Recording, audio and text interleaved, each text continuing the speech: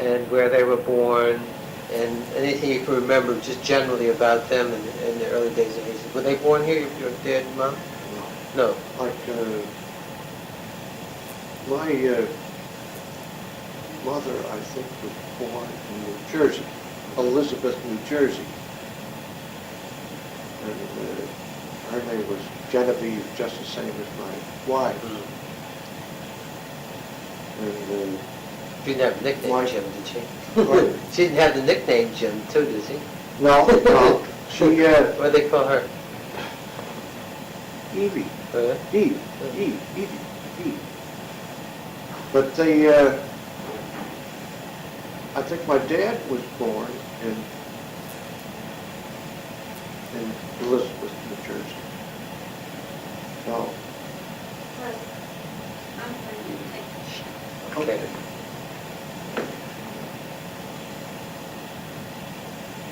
When they come here? my mother's mother, they were German. They come from Germany. And her husband's name was Kramer. Like K-R-A-M-E-R. Right. Now in Elizabeth, someplace, he had a blacksmith shop. That's how he made his living. I'm a little confused now. We can go back on this later Right, on. sure. Anyway. As a matter of fact, we'll have the transcript, and we can go over, ultimately, I'm going to write it out, then you'll look at it, you can make corrections on Right. it.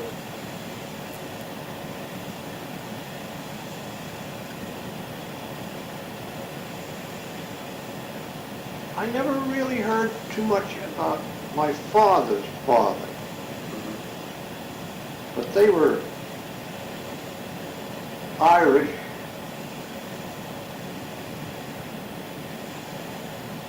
English, you know what I mean? As a matter of fact, way back in there, on that side of the family, there was one of the generals in the army back in those days. One of the big generals was on my grandmother's side. Matter of fact, I think we did the books on that stuff, and it had quite a big picture of Yeah. the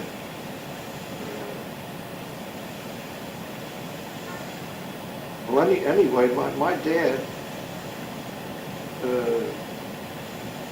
was originally with the, this will give you the story of how they migrated to Hastings. He was with the old Wake Clark Wire and Cable Company. Do you know how it's spelled? W-A-K-E-C-L-A. Wake, W-A-K-E? You're right, Wake Clark Wire Company? Wire and Cable Company. Where was that? It was in Elizabeth, New Jersey. Now, this is the reason he came to Hastings. The National Conduit and Cable Conduit Company in Hastings originally just made the conduits that the cables were pulled through, you know, into the ground and all this. Oh, yeah. So they were going into the wire and cable business in conjunction with their other business. So my dad migrated from Jersey to here as a supervisor way back in those days to take charge of the wire drawing department Of what company here? of the National Conduit Company. It then became the National Cable and Conduit. Well, but he changed jobs at that point. He went from Wake Clark in Jersey to Hastings. Right, but in other words, he changed jobs to come here. Right, Right, a different company. right. Right, That's how we got to Hastings. right. Now, What year was that, would you guess? well, I would, they had just gotten married down there. And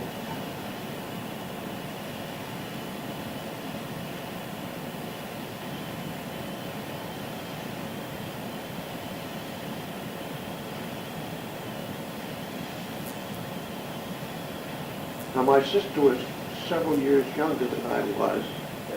so it would take us back. He must have came here in like 1995 or 98, Right. back in the 1890s, 1890, Right, right. because I was born in 1903. Excuse me, thank you. Yeah.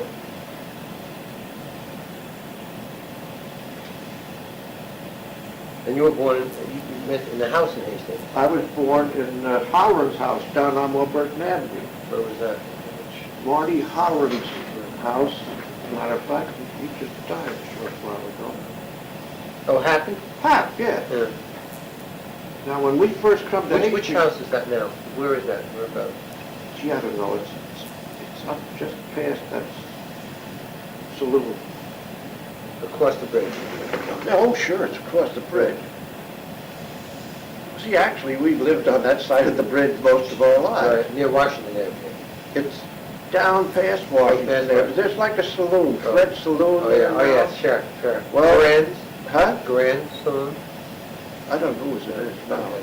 But right past that particular, towards the south Right. of that, I can remember, it was like a picket fence there. You just open one of those old-fashioned picket fence gates, and you just walk a very short while, and it was a one-family house. Were there most of one-family houses there then? All of them, well, mostly all of them at that time. There was no apartments or nothing Were down those, like, what they call the flats, were they built then? Was that later? No, that was later. Oh, was? Oh, Oh, yeah. I thought it was there earlier. No, I don't think there, No, most of one-family houses then down on Lower Woburton then. as far as I can remember.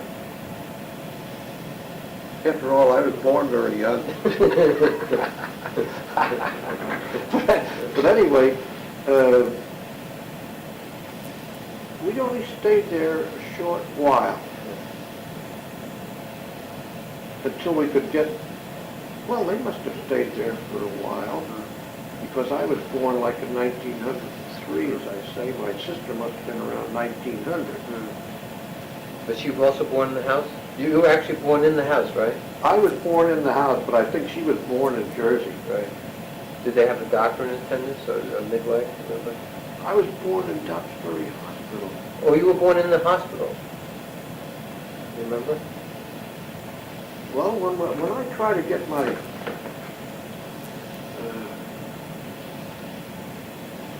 I thought I was born in Duxbury. But we could check, probably be able to check when Dr. Hospital was built. I don't know if it was around then. But it's not really that important. But just Well, if you knew. the thing it was, I know that I was baptized in the old Catholic Church Uh-huh. that was Right. on this side of Divine's Garage. Same size divine. Right. Right. Yeah. But on the south Sure. side of the Yeah. garage, I knew the priest back in those days. It was Father Quinn. He was there a long time, wasn't he? Well, apparently, but I was so young I didn't pay that much attention to it, because when I become 5 or 6, I don't know, maybe 6 years old or something, I went to the parochial school, which was where the priest lived now. Oh, yeah, the old building that they The tore old down. parochial The school. gray clapboard building. Right. Yeah. Well, I went to school in there it only went to the 6th grade. And during that particular time, I can remember sitting in the classroom and looking out and watching them build the new church. They blasted, that was almost solid rock. Yeah. and they blasted like a big V out of it. You can see how far they went down when you look on that side of the church. What was there before the church? Do you remember? Nothing. Oh, it was just a lot. It was just like a lot. Divine's Garage was Divine's Garage still standing on the corner on the corner of Villard and Warburton then? Oh, sure. It was. That was the second garage they put up across the street. Oh. The original was on that side. Yeah, right. Yeah, they used to have my dad was very active in civic matters throughout the village. In writing and directing minstrel shows. And we used to have many a show in Divine's Garage. It's still there, up on the second floor where they fixed the cars. Yes. That was a big auditorium. And it's still back where the stage part is still. Who owned the building? Divine. What did they use it for during the rest of the day when it wasn't used for that? That was just like a... Well, was it a community service that they rented? They let anybody use it for that purpose? Rented out. They rented it? Sure. For that purpose? Did they hold anything else there besides shows like that? Yeah. Well, back in those days, you didn't have radio and you didn't have television. And you had big card parties and you had dances. And a lot of people would have,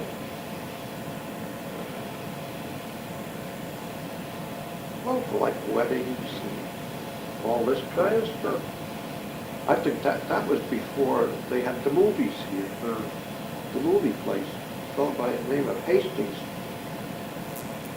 built the movies. Let me just check this just 1 second. I want to make sure that it's better recorded than I thought it was. Yeah, it's really, is it on? Yeah, it's on that fine. See, we're going to edit this, so you don't have to worry. All the Australia stuff, we're going to just cut right out when we put it in, so, because even the kibitzing and whatnot doesn't. You were one thing before we get on to that, when you were a child, do you remember when you were living in Halloran's house, anything about the roads or the village, the condition of the streets and the sorts of things you played with, things like that?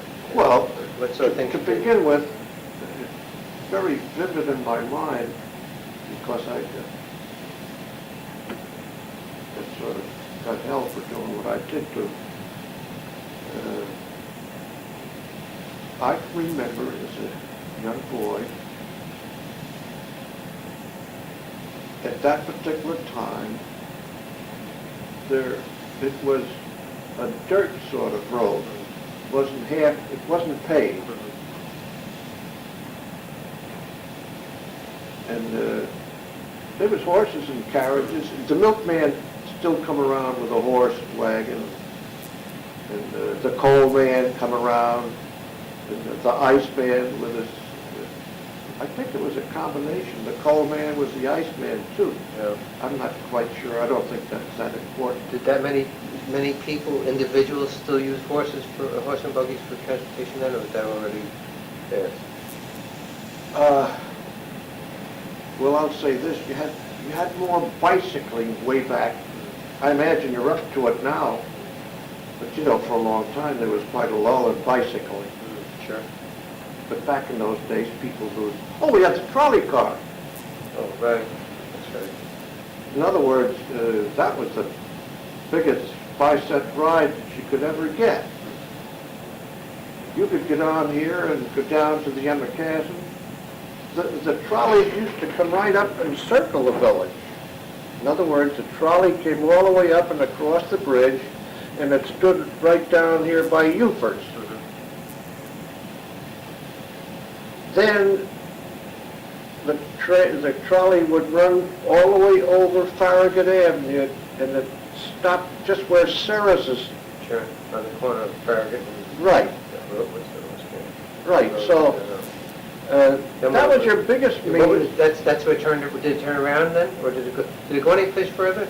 No, the trolley car never turned around, They Jerry. just shifted the seats back. they shift the seats, plus the fact that they just shifted the pole. Right. But that's where the terminus was, right in the middle of the road? Right. Right on, opposite Saracens. Right.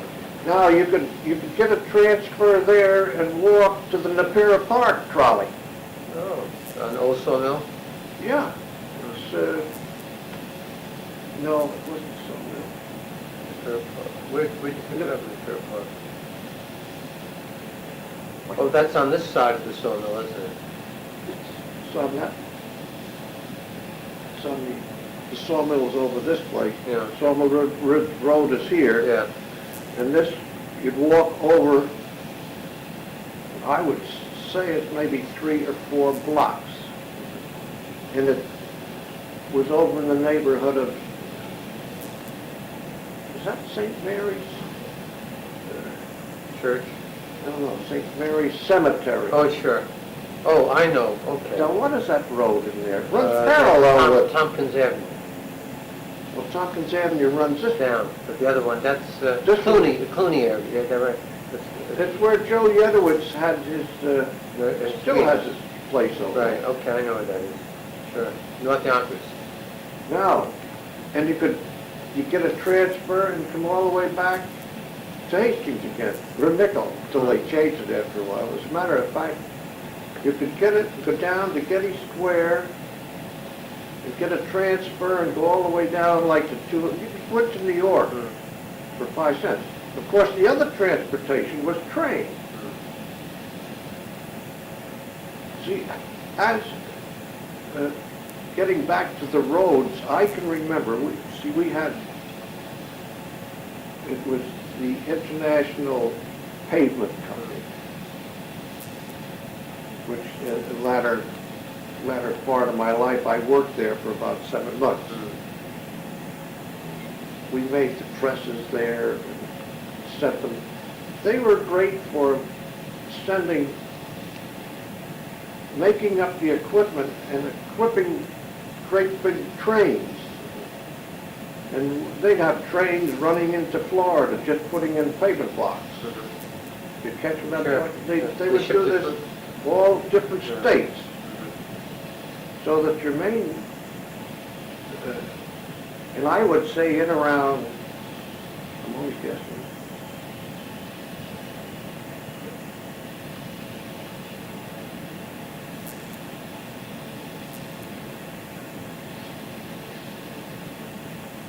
I would almost guess in the neighborhood of about 1915 is when the International Pavement paved the road,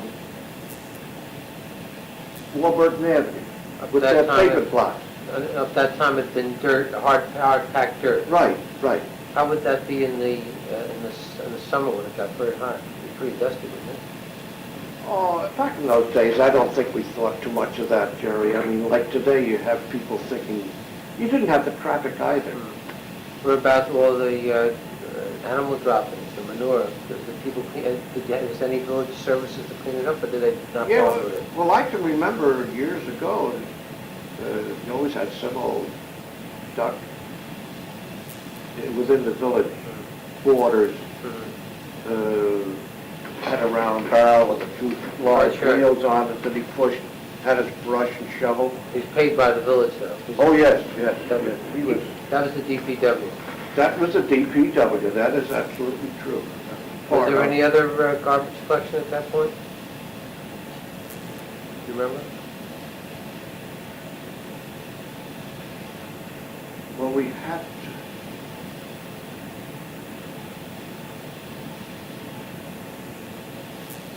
No matter where I lived all my life, as far as I can remember, you had like garbage barrels that you brought the garbage out and put it into it. So you must have had some sort of, sort of collection. Now, the other, you had three-way transportation that was real busy, and that was on the river. One of the roads that Anaconda took over down here, in between their buildings, Yes. ran right down to the riverfront, and there was a metal shed there. And the one that sticks in my mind is the old Sarah Jinks. But What kind of boat was that? Well, it was like a small size excursion boat that you see here, but... Power boat? Oh, yes, yes, it's power. And all they did was carry freight. You know, maybe one deck, and then the upper deck would be like the captain's quarters or something like that. But it was like, you open up the sides, and here's where it's all stored.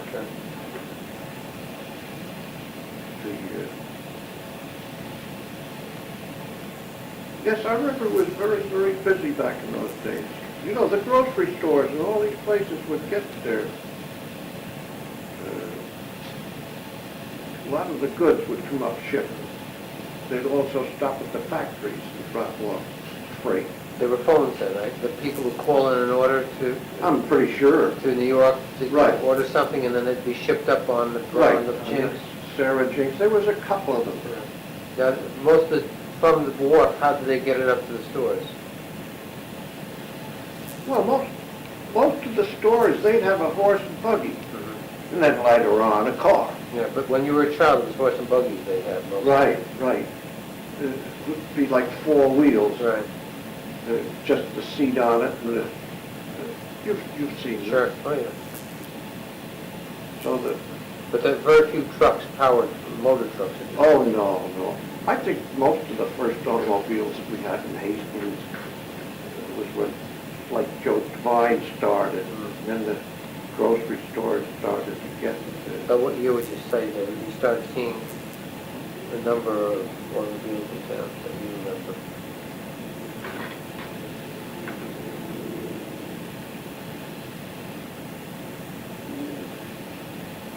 Around 1913. I was only about 10 years old then.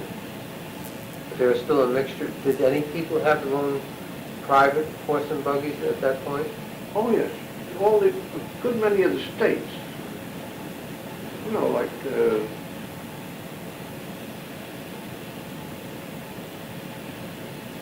good example of that is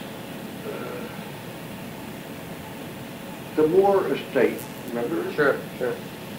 Well, that great big place there that's built into a house now, and that used to be nothing but a barn or carriages. And then the Bears Estate, they had a tremendous... Somebody else had taken the stable and built that up into a park, Yeah. stuff like that. But then how would somebody who didn't own an estate get from Hastings, say, to Ardsley, where there's no train, or across the county?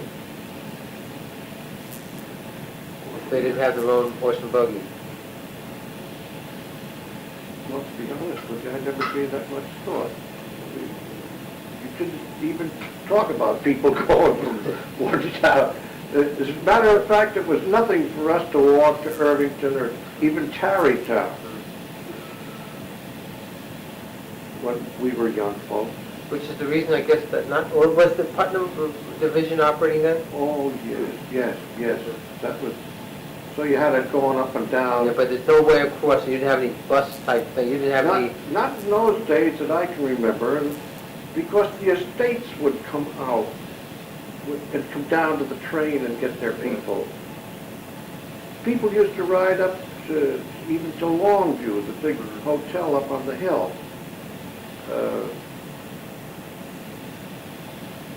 In their carriages, you know, with the guy with the big silk hat on. Sure.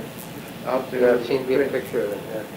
And, Well, I think I saw, I don't know if it was there when you were a child, did they have, right near the La Barranca, did they still have a garage for the changing, keeping fresh horses for the stagecoach? Yes. That still existed there? That still existed, and over here, where Chappie's garage was. Where'd they get the hay for these horses? Where'd they get the oats and grain? I don't know, I never paid any attention. Livery, We just looked. yeah. But they didn't raise any locally for sale for that? They raised any of the farmers still? Well, no.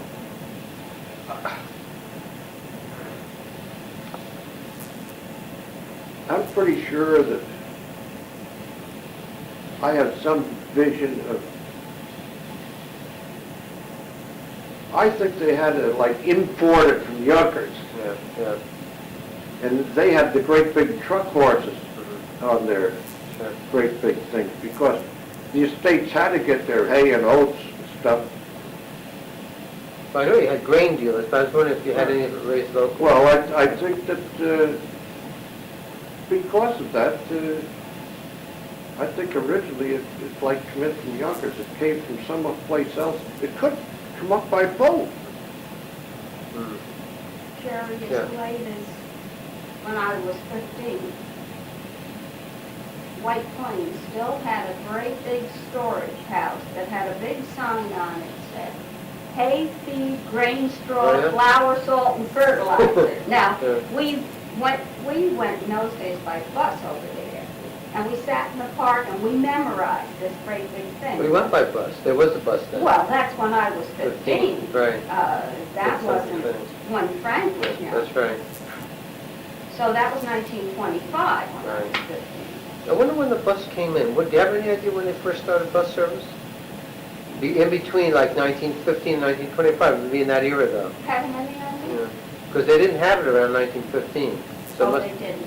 well, that's what you As said. far you as know. I can remember, I don't remember buses. I'm just trying to get a general idea, because we don't have any idea of this. I don't suppose so, Jerry, because in those days, I think Joe Devine only started his taxi office in maybe 21? I have no way of knowing when this thing, oh, I got tons of tape. Okay, good.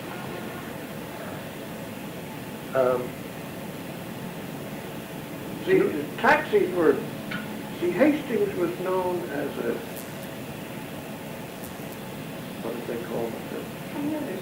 A commuter. Really, even then? Oh, To where? all Commuting were. to New York? Mm-hmm, sure. Sure, everybody went to the train. What portion of, I thought, funny, I always had the impression that the commuting started much later. It did start at about it. Oh, was still the best well, commuting. all right, let's put it this way. Let's put it this way, I think I can figure it out pretty well. I must have been maybe 12, 15 years old, in between 12 and 15. As a kid, we would make wagons, four-wheel wagons out of baby carriage wheels. And they had just started to build the homes up in Riverview Manor.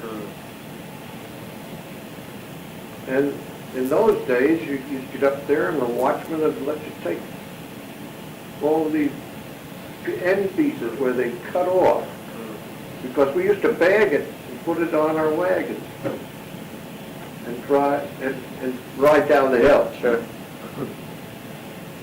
So, Used for firewood. right. Well, back in those days, there was an awful lot of cold water flats. Sure. And the heat was, you either had a pot-belly stove or you had a range. You had a range in the kitchen and pot-belly stoves Sure. in the other rooms. And I guess the first type of heat that come in to heat homes was the great big round thing with the pipes where they shoot the hot air with the residue. Oh, yes. Similar to what you got up the farm. Right. But a very popular heating unit back in those days, see, nobody had electric lights. Nobody. Nobody really had electric lights or anything back in those. All your houses were gas. Instead of electric fixtures coming out, you all had gas fixtures coming out. Now,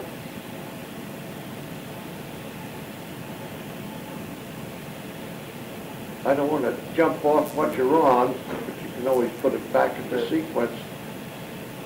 Like, we first moved from Holland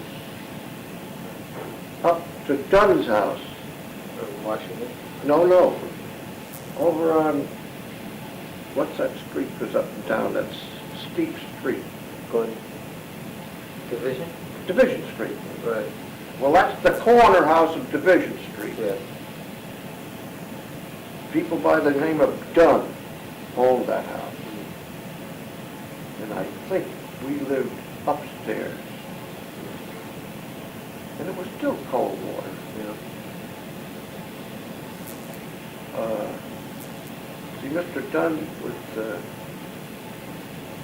I can remember he had a cow Where, in the backyard? in his yard there, and I can remember Mrs. Dunn or he, when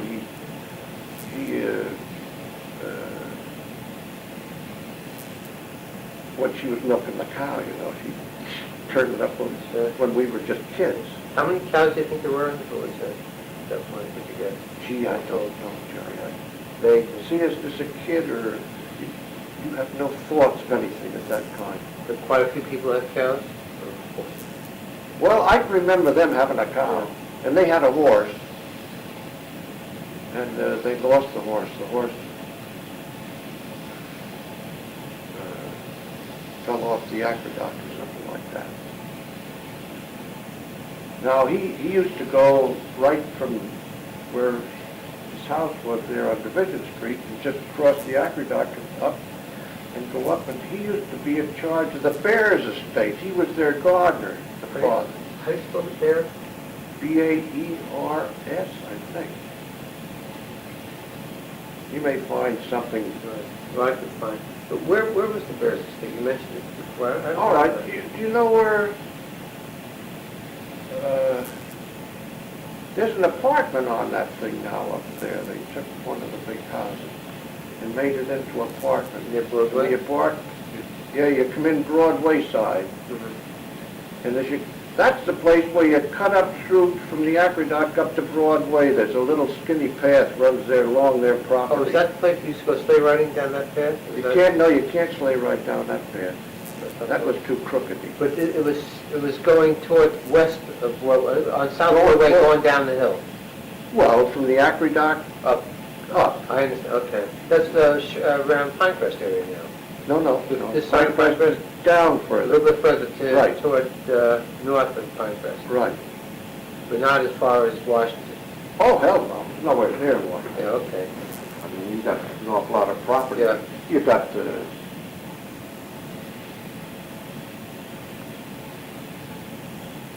what's the name of the artist that used to be right up there? Lipschitz. No. Hastings? Right up there. Harvey? Honey. Oh, it's taking a shower.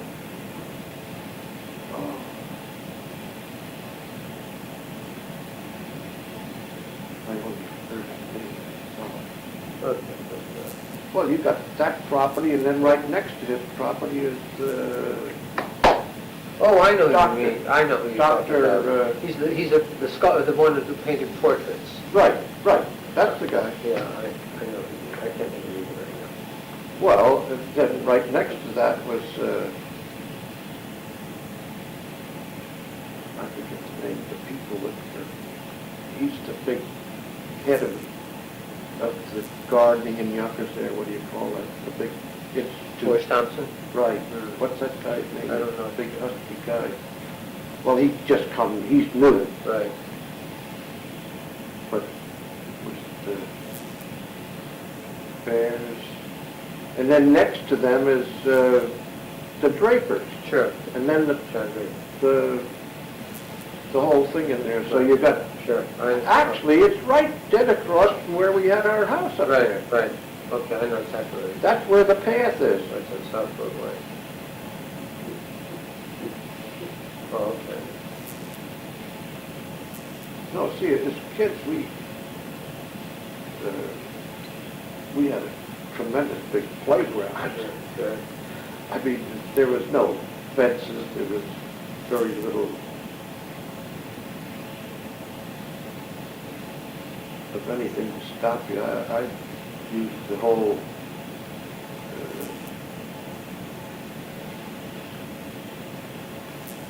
all up and through there, the quarry where they do the dumping and everything now.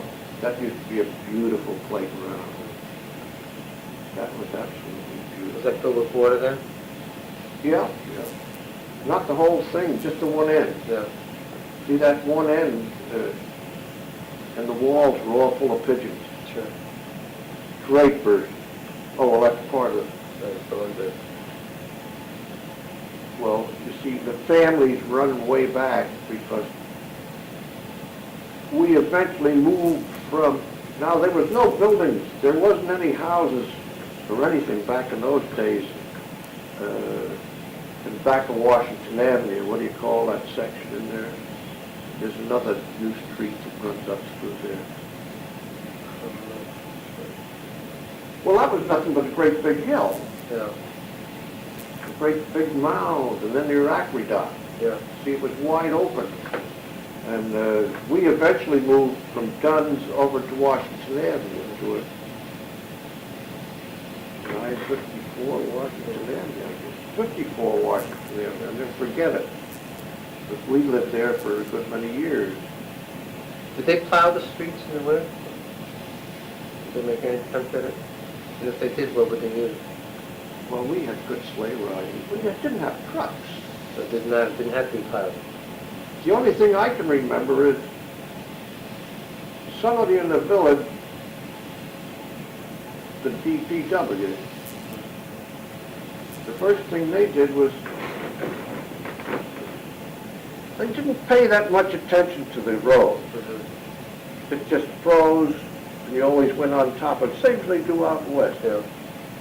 There was nobody ever thought about salt or this, that, and the other thing. But on the sidewalks, the guy would have his horse up in the front, and he'd have a bead thing, a homemade plow, maybe 4 feet square in the back, and walk maybe 3 feet, and then a point. And he'd have the horse, he'd be in the back of that, walking. Walk with her. For the sidewalk. For the sidewalks, do all the sidewalks. Right. But he did the sidewalks throughout the village that way. Yeah. But were there paved sidewalks or just separated from the road? At that Originally there wasn't too much separation whatsoever.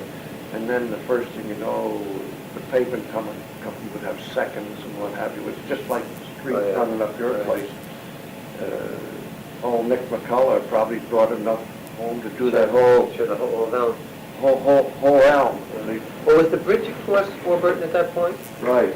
It wasn't as wide as it was now. There's a sign down there when I can remember when they renovated it.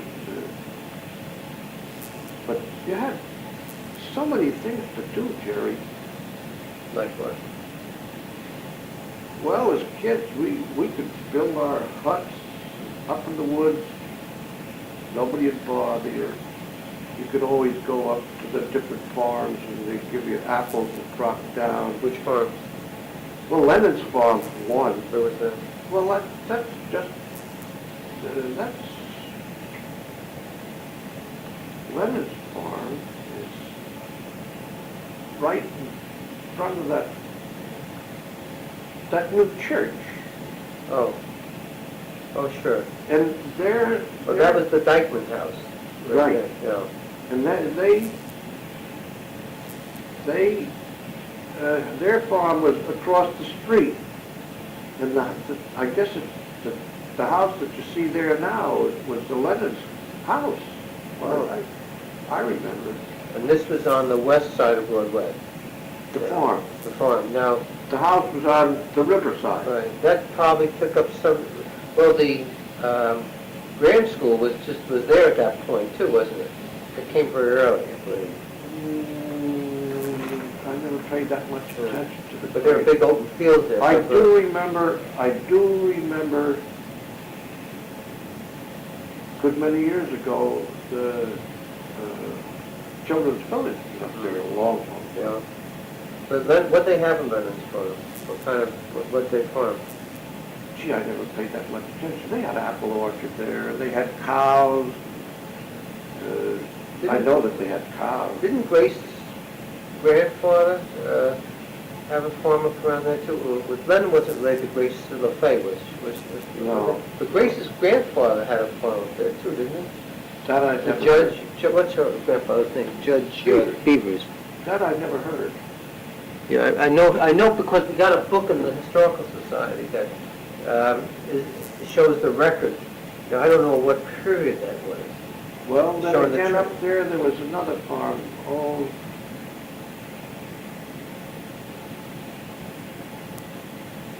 Bill Etline's wife, parents. Etline? Well, that was, I have to go through it that way, but that isn't the name up there.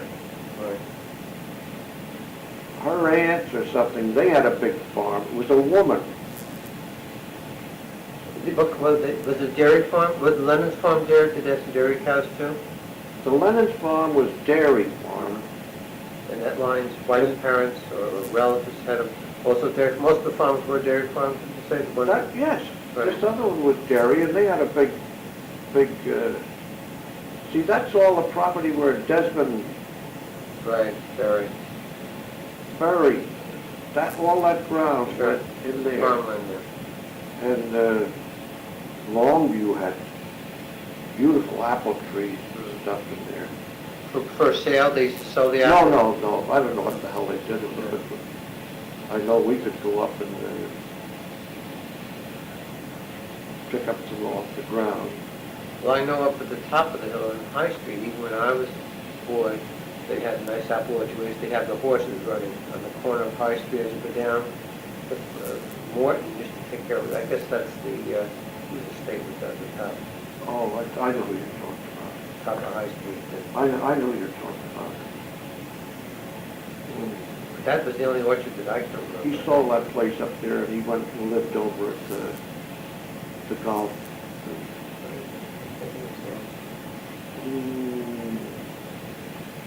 You know, something like this, Jerry, you have to have, in order to make it a big success, just an idea for you.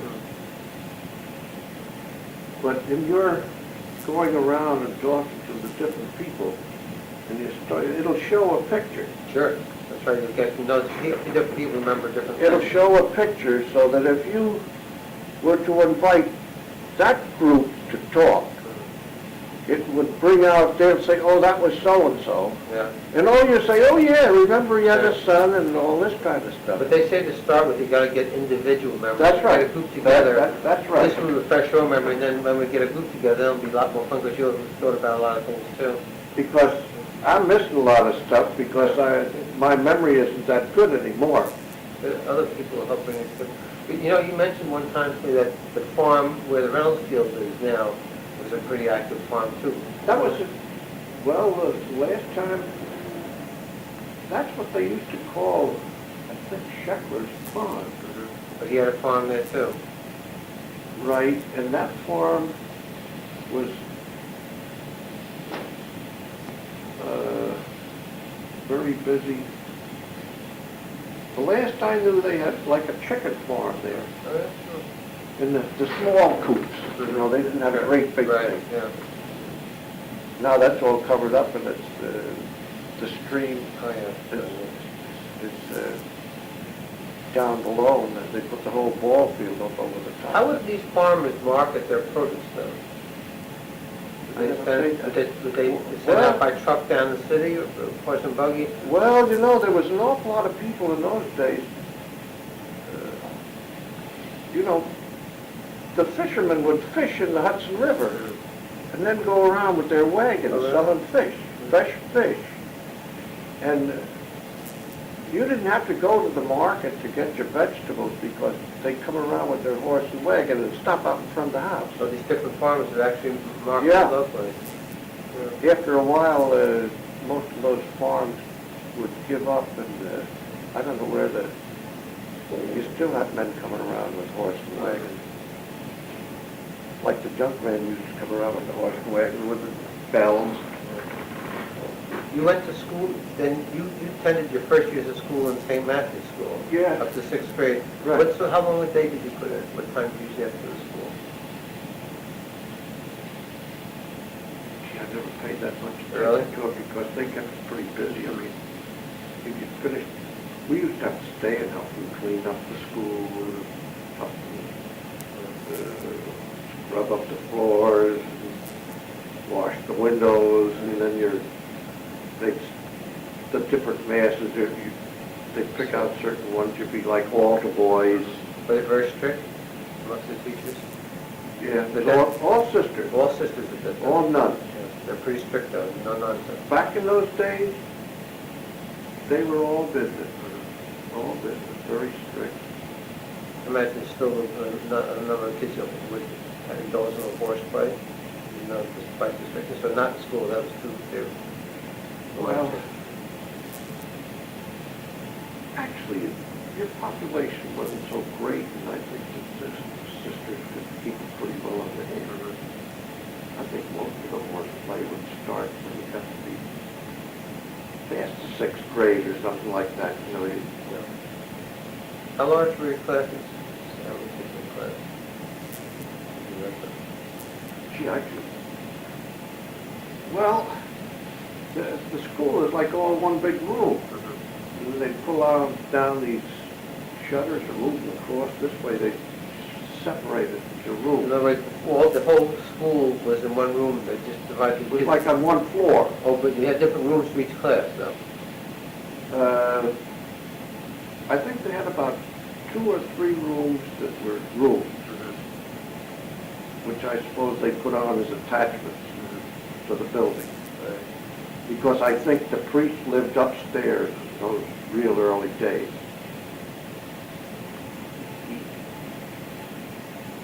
But you didn't have all the kids in one room, like a one-room schoolhouse where everybody No, just divided. no.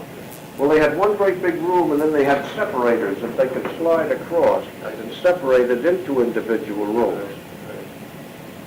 And then what portion of, how many kids went to parochial school as compared to public school, would you say? Oh, Was parochial?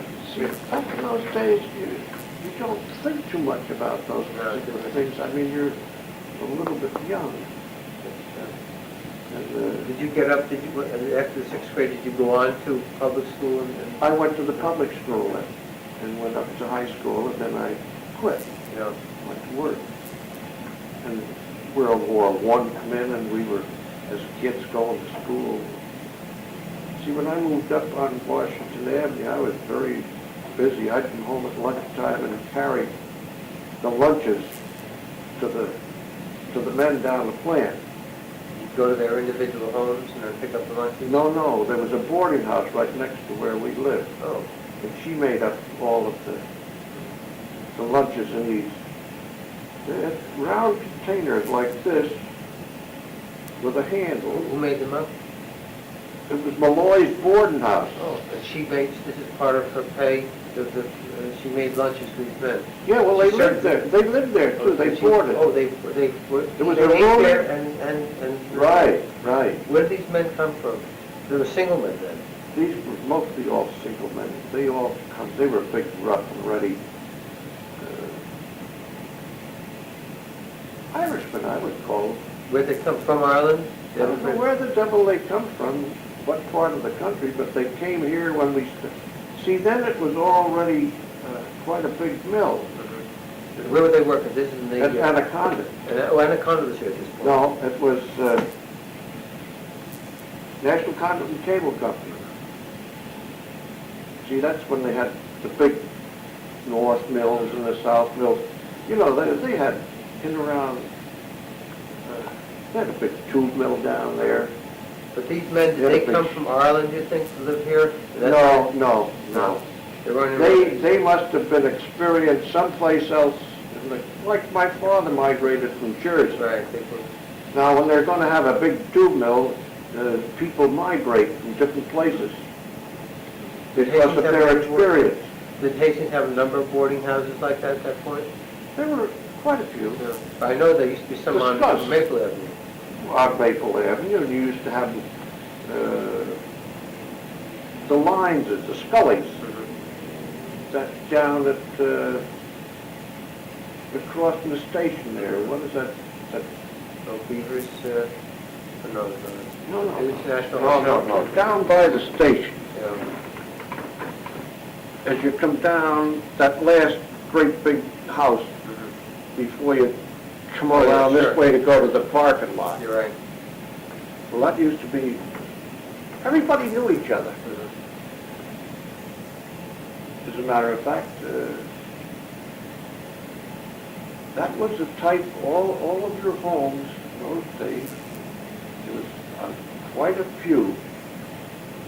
Now, they had over 5,000 people working down there. Wow. That was, Most of them lived locally then, at that time? well, they couldn't very well be locally because I don't think you had 5,000 people in Hastings Yeah. back in those days. You had quite a few did work locally, lived locally and worked locally though. Right, And a lot of these men were single men, right. and many single women also? Well, now, they could have been married men and then go home over the Oh, weekend or I something see, like that, to yeah. Jersey or something. Right. It didn't cost that much to go from here to Jersey or Yeah. Connecticut. Of course, we were rural, but Connecticut was more rural. Right. No, you see, they had one of the biggest tube mills down here and the big sheet mill. Was the pavement company still going strong at that point? Right. Pavement company was right where it was. Would you say, you mentioned a lot of these men were young, strapping Irishmen. Were there any other immigrants that were working in the mill at that time? Did they have other segments? I know that Oh, the other yeah. immigration. Well, you can see it right here in Hastings, the offsprings. Some of the offsprings are some of our best citizens Sure. today. Polish with Hungarian and Russian. Back in those days, there weren't that many Italians, but today you infiltrated with, and hell, you'd never see a colored person up around this place. No. Working in the mill or anything like that. There had been, I understood from the literature, that a lot of the Irish came to Hastings for the operating the quarries. But that stopped long before then. That's right. Quarries weren't operating when you were born. You know, even when I was a kid, went over there, that had to be long before my time because some of the old steam hoists, stuff like that, were all rusted and laying on their side and practically buried in high grass. We used to crawl in these things as kids, you know, and play. We used to get the lunches from these men For these men and take, and take it down to the plant. right. And you get a tip for this, or it wasn't? Oh, yes, yes. The men tipped you, or the woman paid you to bring it down? No, I did it several ways. I would carry their lunches down, and in those days you had no fences around the plant or anything else. There was no electrification on the railroad. There was no bridges. You just walked across the tracks. The only thing they had between the tracks was some boards so the horse and wagon could go into there. Now I would walk and go right to the casting shop. I'd probably carry half a dozen of these things down.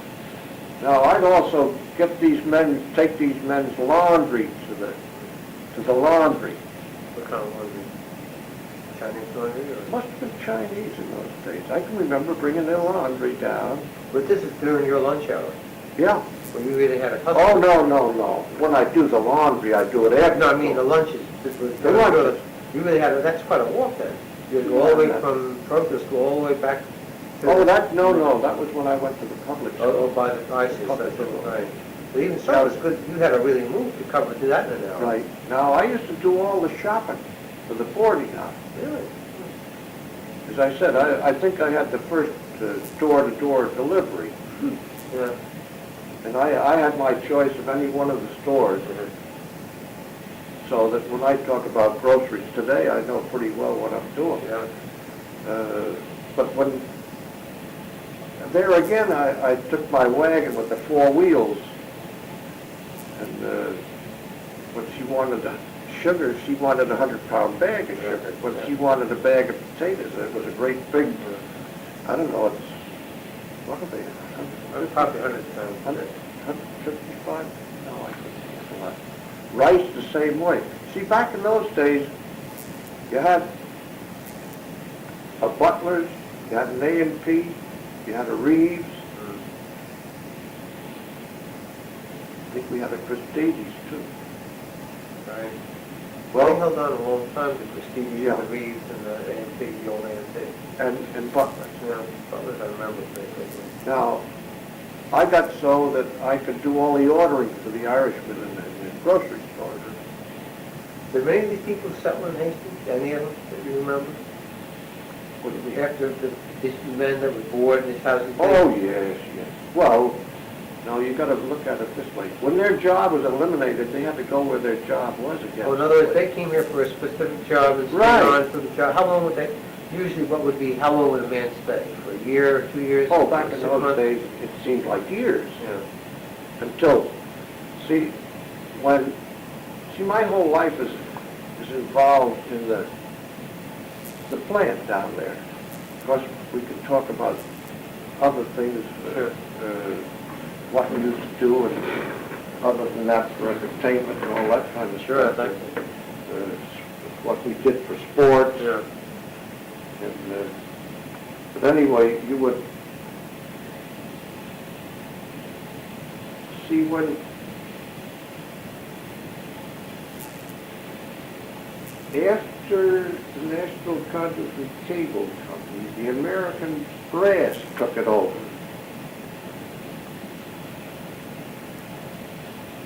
That's the way it moved. Right. Now, when the American Brass took that over, they had a big tube mills over right here in Connecticut. Oh. They had their big sheet mills right over here in Connecticut. So what they did was eliminate that and use up that particular part of the property and make it a bigger copper mill. Mm-hmm. You catch? In other words, they got rid of the other mills and concentrated it down here. Right. Yeah. This goes on to, it had to be in around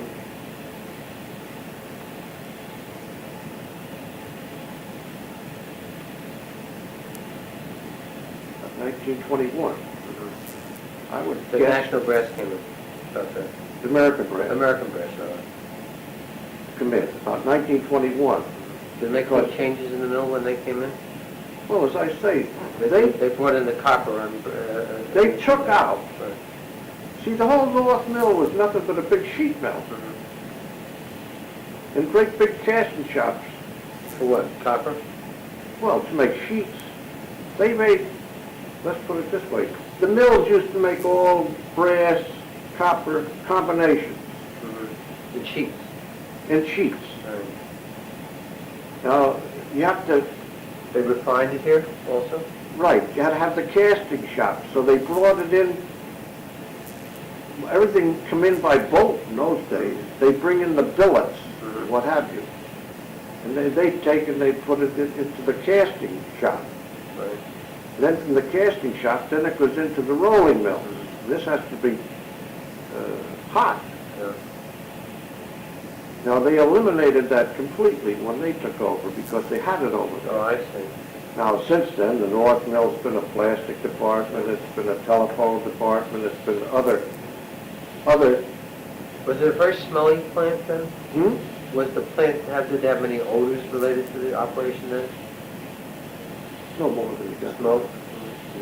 As a matter of fact, you never paid much attention. I'm the wrong one to ask if it's smelly because I'm working in it. Yeah, right. When you're in it, you don't smell it. When did you start working down there? What age did you start it? I think I was 16 years old. I had to get working paper. I think I was about 16 years old. And what was it then when you started working? It was then National Conduit and Cable? It was the National Conduit Cable Company. Right. What were you doing? What kind of work did you do when you first started? Well, when I first started down there, I started to learn to be a machinist toolmaker. And back in those days, you had to work every operation. You apprenticed? Apprentice. In other words, you start as nothing, and they start you out of simple things like a drill. Right. First, they start you in a tool crib. You have to learn what all the tools are. So they come up and they go in the window. They have windows, and they give you a check. You take their check and give them the tool, put this where the tool was. So after you learn what all the tools were and everything else, you start, usually you first start in the blacksmith shop. And you stand on the other side of the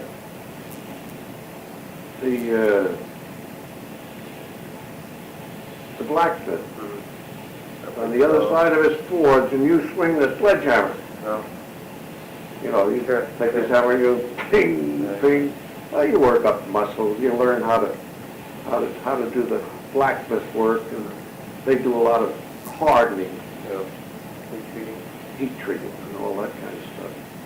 A lot of it's done in oil, a lot of it's done in salt baths, and all that kind of stuff. Then from there, you progress out, you make progress, and you work on each operation. Do you have any memory at all what sort of wages were being paid then for an apprentice as opposed to a journeyman or a skilled? Well, I'll tell you this, after 4 years, and believe me, I was tops at the business. I was making something like 36 cents an hour. Could a man support a family with that amount of money in those days? I just had to, because I can remember way back when my father said that when he came from New Jersey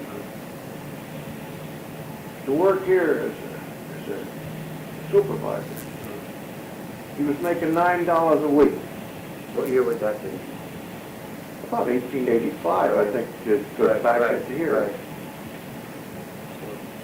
So when the period you talk about making 36 cents an hour, this would be around 18, right around the war? Just before the war? Let's see.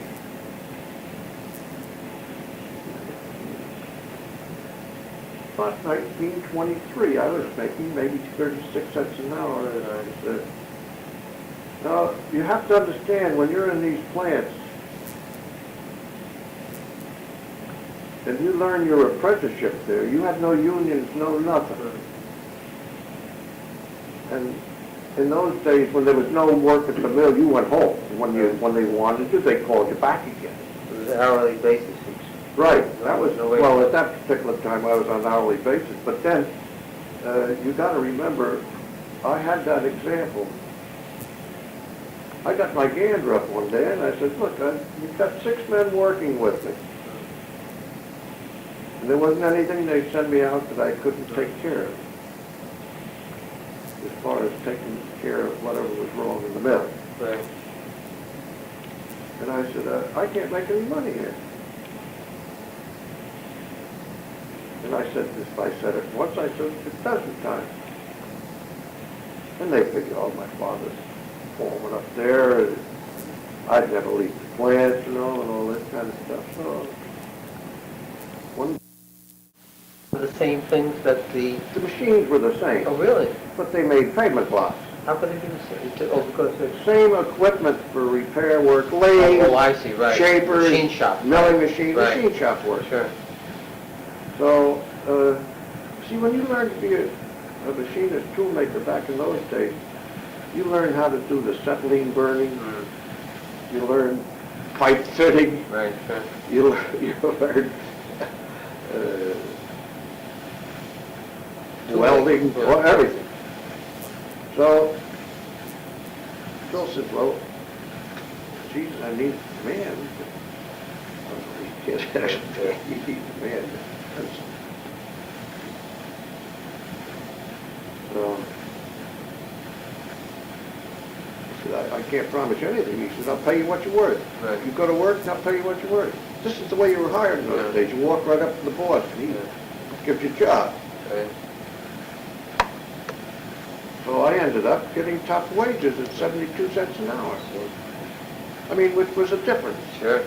Plus the fact, I was up there for about 5 or 6 months. And they come after me down in Anaconda. I was up there for 5 or 6 months. And I got a beautiful bonus on their earnings at Christmas time.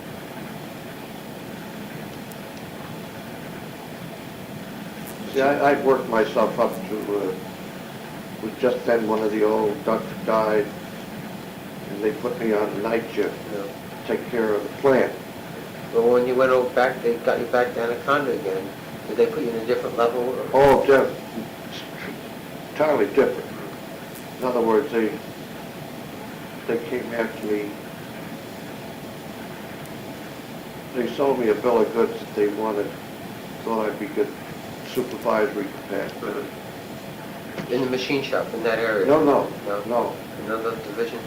See, I had quite a bit of experience all through the mill, Yeah. like working in each one of the Sure. departments on the machine shop angle of it. Right. And they were looking for some help. Mhm. And they figured, well, they sold me a bill of goods. If I'd come back, they'd pay me such and such. And they put me with my father, and he would teach me the wire and cable business. Who was the manager of the mill at that time? Do you remember? Well, the superintendent, I don't know about the manager.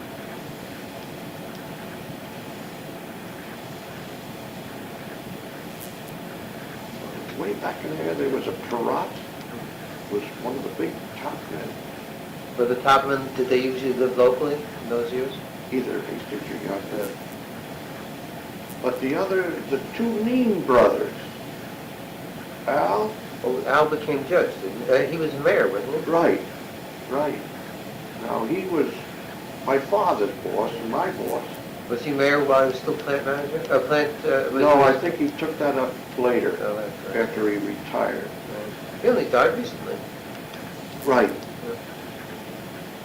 Al Nean and Joe Nean. Now, they both come from over in Jersey Oh, somewhere. interesting. You know, from one of those, Right. either Singer or Way Clark or one of What those. portion of the men working in the plant would you say came from Hastings? Maybe, can you give me any idea? Could you estimate? Jerry,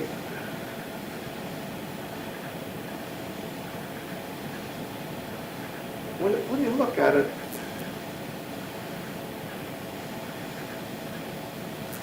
I'm only guessing, but as I look back, I can see these faces. And hell, I come in contact with everybody at the plant. Sure. And I would say back in those days. Now, this is people that came from other places to work here at the plant but stayed in Hastings. Right, right. I would venture to say that maybe 75% of the people were From around here. from around Hastings Right. back in those days. They didn't have all their management over here, though. Was most of the management here, too? It was all here. All here? Oh, I forgot to ask you, did Zinsser was operating here at that time, too, wasn't he? Right. Did the same thing happen? Did quite a few men shift from one plant to another to improve themselves the same way as you did? Did that happen quite often? Oh, Zinsser. Now, Zinsser had a different type of work. Yeah, that was chemicals. It was all chemicals, and it was dirty, and it was smelly. Yeah. And hell, you'd run around, you could see the color in their Oh, yeah. hands. You could tell everybody that's working down there. My patients used to have mouths that would come in red and blue, that they got into the pigment of their skin. Right. I still remember that. Well, I would say that most of those people, and I knew a lot of those people,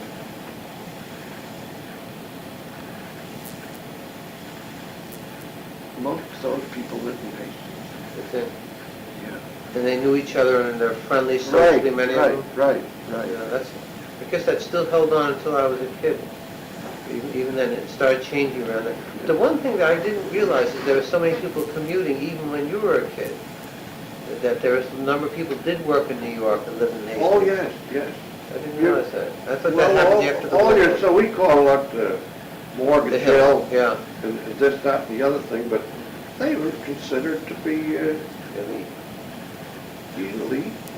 Was there a strong feeling of division when you were a kid too, in the village? The Hill and the rest of the village? Well, I think most of the small amount of the real light or something, they didn't pay much attention to the people. But as a whole, I would say that 95% of the people through churches and through their firehouses and through the entertainment and all that kind of stuff. They were pretty nice, regular people. Well, I know in the productions that your father was in, and the putting on the different theatrical productions, and the things that you did also, there was a mixture of all kinds of people from the whole Oh, village sure, there. sure. Well, when it comes to my time, a little later on in those particular things, you were getting, it's just like you have 3 daughters, 2 daughters and a son, and they're taking music lessons.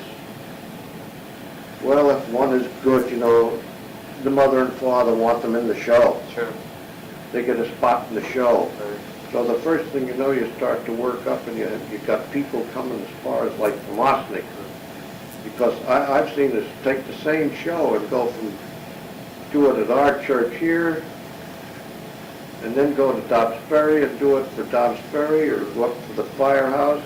We used to do a lot of shows up in Ogden Firehouse. And then we used to go into Irvington,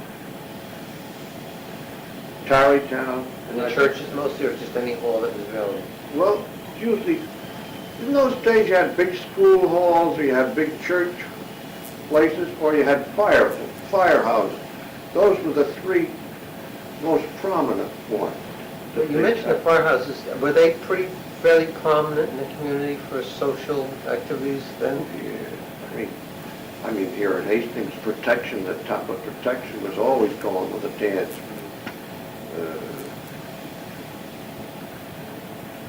Of course, the hook and ladder is new. But Those the days old it wasn't firehouse in Uniontown, that used to be quite a place. And I know when I grew up a lot, as you go up the line, some of these firehouses used to have great dances. That was one of the big entertainments. Dancing and card parties. Did it whole family, older couples as well as younger couples? Right. Not like today? No, because there was no place for the old, back in those days, there were card parties going on galore in the churches and places. I remember my father and mother used to talk about, they played euchre a lot. Euchre, pinochle, that's before bridge come out. Yeah. Before Monopoly or whatever. Right. What do you call that other? Right. Canasta. Oh, yeah. Before quite a few of those other cards, but euchre, the Irish were great for euchre. I think the Germans were great for pinochle. Was there much of a police department in town then, do you remember?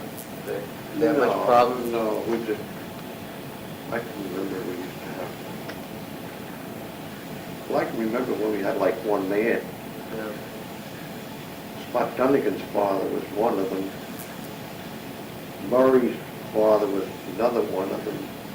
You know, one of the cops we used to have was Gus Freebird. That's when they wore those tall gray hats. What did they do, just walk the beat? Yeah. Did they have a station house in those days? Of any sort? That was before the municipal building. Well, it seems to me the first jail that I knew of, Jerry, was where the hook and ladder is now. Oh, yeah? That used to be once a school. Yeah. And after the school became a school, it became a municipal building, I guess. Right. Yeah. And The library, I was told. right. That's exactly. And then they had the police department there, That's right. right? Or the policeman, did they have somebody one person at the desk and one person? That I don't know. Yeah. I was never arrested in my life. He was just quick, that's all. No, but I mean, isn't that a funny thing? I don't. Was there a lot of- Somehow or other, I always felt they were a good place to stay away from. Was there a lot of juvenile delinquency? It wasn't serious stuff? Jerry, maybe it could be just as bad as it is now, you know, when you take percentage, the number of people and what have you. But I never, I never got into that angle of it or paid much attention to that. But you know, when you look back, when they give me that first sheet of the Times, my birthday, Yeah. when you read that, it's no different now then than it is now. Yeah. And that's back when, that was his name? Way back in then, politics was just as bad.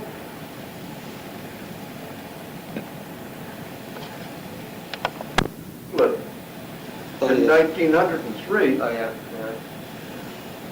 Was town politics anything in those days? It was straight, was there any active politics, anything? oh, I think back in those days, I think they had a little more fun out of it, and they were, I can remember way back to, you usually had one of your prominent businessmen that had a store. Like, oh, this is not too late back, like Tom Goodwin used to be down there. Sure. He had the stationery store. He had the stationery store on where the cleaners is now. Sure, sure. And, I know there's Gee, a that was painter, a man who owned a paint shop also was there one year. I don't Yeah, remember his name. yeah. Right where Benson's is there. right. It's really something to, you know, look back. But you know, the funny part of it is, when you're living your life as a young boy or what have you, your mind isn't on a lot of the things that would be very, very important. No. But when did you first notice that people were starting to have more cars? When did you really notice that they started? I still think around 1915, or back in around there sometime, they started to get a little bit popular. You know, except for the biggest states where you saw like the old Pierce Arrows and later on Packards and Cadillacs weren't in it back that far, I don't think. But Was it a big novelty when a person got a new car? Was everybody excited about it, or didn't they care that much? well, I'll say this, I had my first car in 1921. Was it a new car, or? No, I had my first car I bought from the chauffeur of Thompson, the Copper King. Had the big estate down there where the hospitals is now, like St. John's, Yeah, down sure. around by Untermeyer's. Right. A fellow by the name of Freddie Demler. He lived down on Wolverton Yeah, Avenue. Demler was a butcher, wasn't he? Wasn't he the blind butcher? Wasn't there was it Demler who was a blind butcher, or Schultz? I don't remember. There was no Demler as a butcher. But this was a 1914 model Ford with the brass radiator on it, and he had built low bucket seats on it. He cut it way down, underslung it, and widened it out. Back in those days, you had tires about this big around, but he had great big tires on it. Like, hard rubber? no, mine weren't hard rubber. I was past that. So I'm just trying to figure a date now. I had a car in 1921. 1921.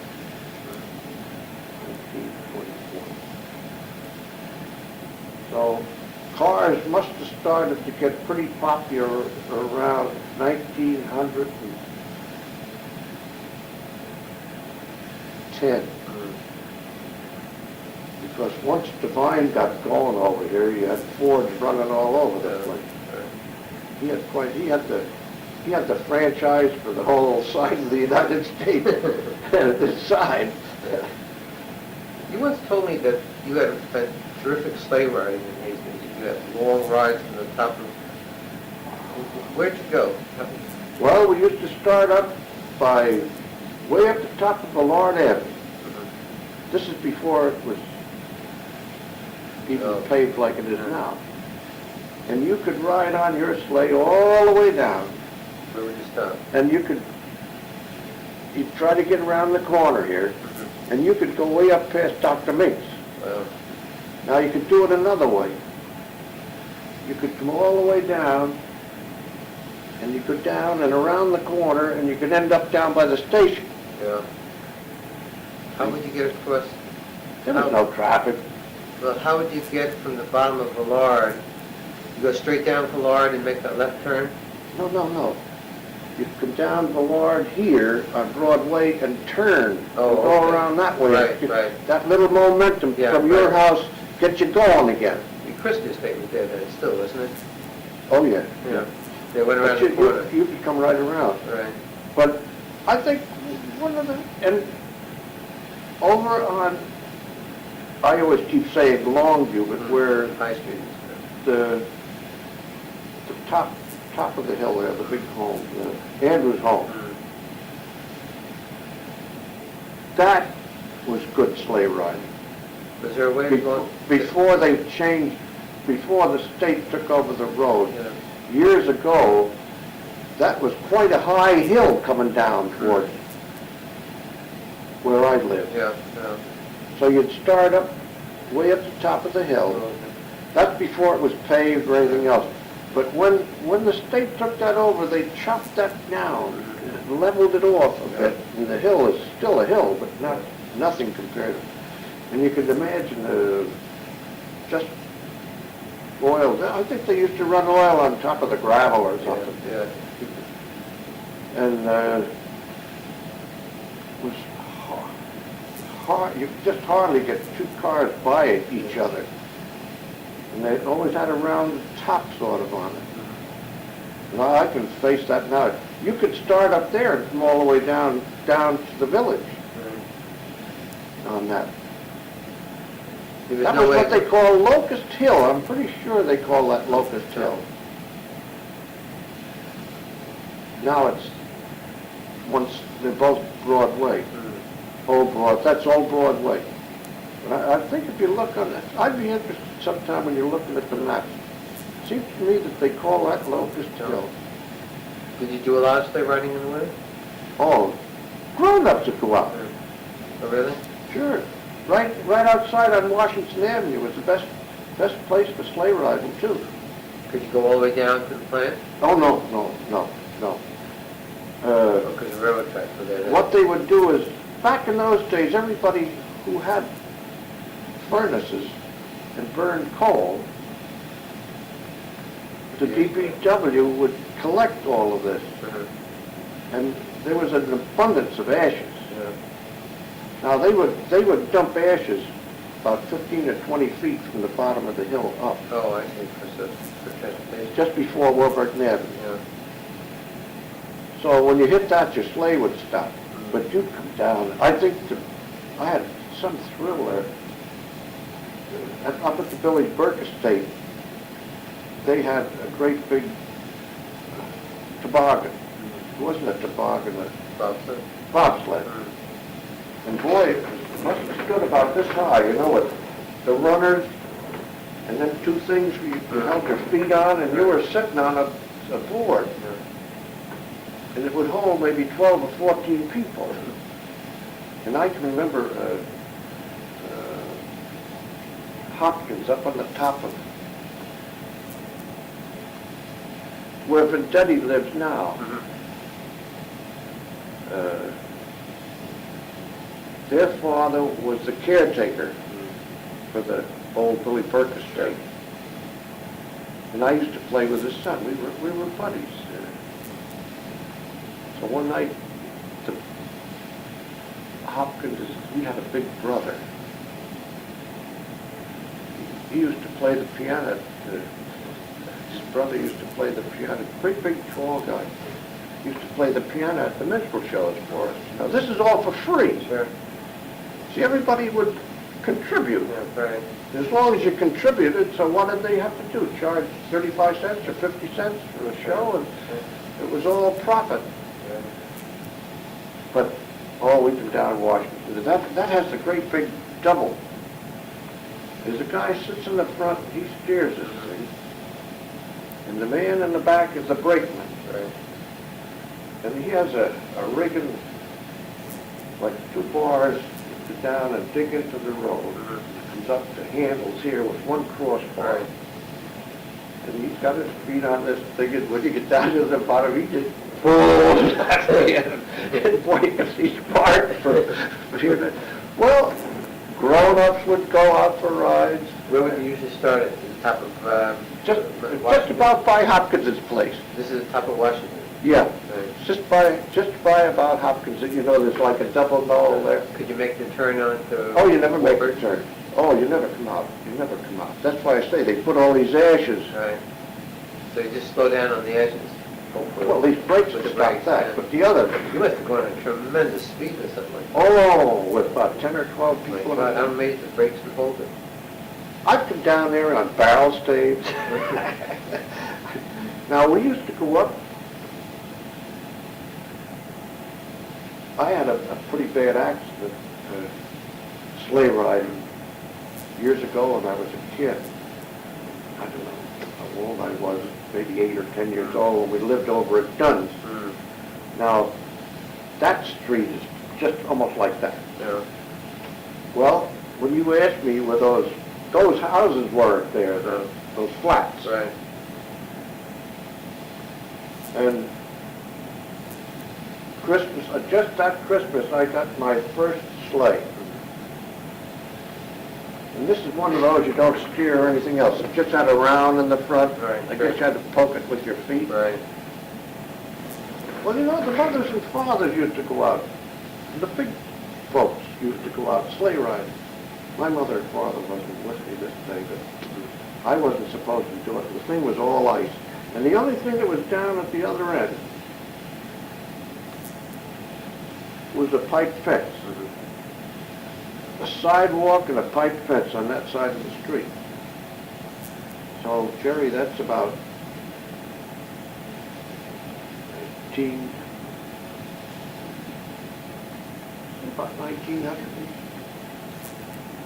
1910. Mm.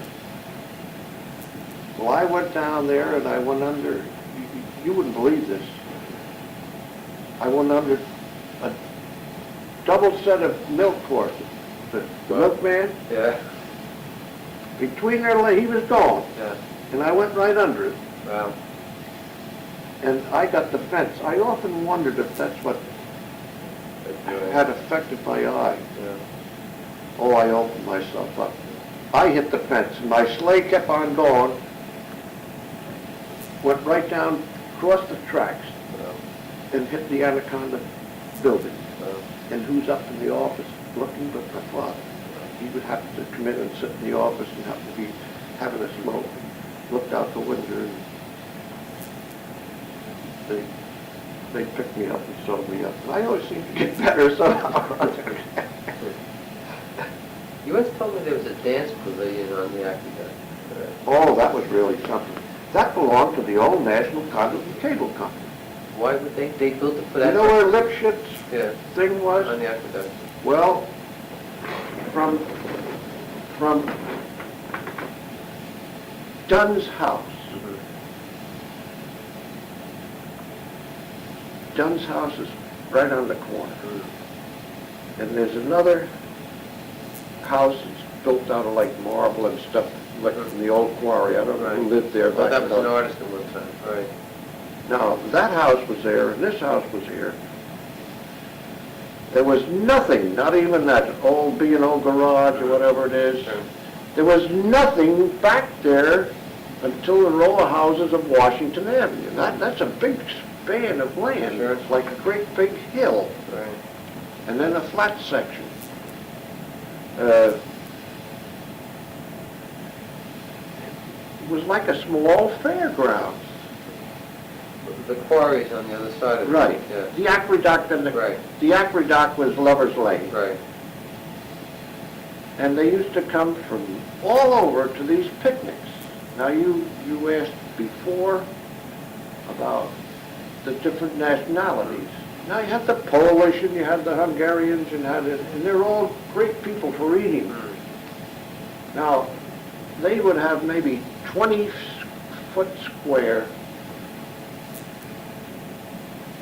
all counters. Mhm.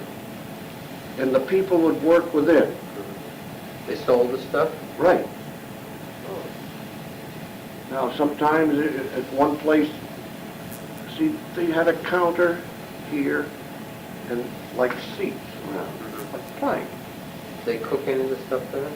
They cooked all the stuff. Like Sometimes they brought it up in great big pots and then Right. put it on kerosene burners and stuff like that. You didn't have any electric Right. burners. Right. Well, you had maybe 4 of these great big places. One you'd get your cake and all your fancy cakes at, and others you'd get all the different fancy food. Inexpensively, or? Oh, very inexpensive. Then they had jigging platforms, maybe 20-foot square platforms, Right. where somebody would come up and sit there all day and night with a fiddle. Oh, I see. And people would dance in the And they jig and dance. That'd be your Irish, and the Hungarians do their polkas. Somebody would come up with a squeeze box. Yeah. And What would this be? What day would this usually be? weekends, Weekends? Weekends. Saturday and Sunday? Saturday and Sunday. A lot of No, drinking? wait a minute. No, just on Saturday night. Saturday. Would there be a Saturday lot night. of drinking? Oh, well, I'll get to that. Now, they still have one of these great big things I can remember. When I'm talking these big things, I'm talking about the counters. Right. You see the great big brewery horses come up with all the big kegs of beer Yeah. on it. And the Iceman would be there first, ice and sawdust. Yeah. And they'd pull up their horses and you see, oh, anybody that worked on beer trucks, they always big husky, fat bellied, I guess, drinking beer. But they would unload dozens and dozens of barrels of beer, and they'd cover it with canvas and sawdust laid on ice. Now, they'd serve beer and soda, Yeah. and that's about it. Now, you never saw whiskey. Yeah. The only whiskey is where someone would carry it themselves. Do a lot of men get drunk? Well, they have a hell of a good time. Yeah. Have a hell of a There good wasn't time. a problem, you didn't have a problem fighting and things like that? They- Riots, as we said? No, never People seen. contain Occasionally you'd get it from different factions, like some gang from Yonkers would come up and they'd get too beered up or something. But I want to explain further. They had a dance pavilion on stilts, come from nothing from the aqueduct side. There was just a one-lane road, dirt roadway coming through there. They had a dance pavilion. Must have been 100 feet Wow. by at least 80 feet long. And all around it was it's like a bench. Right.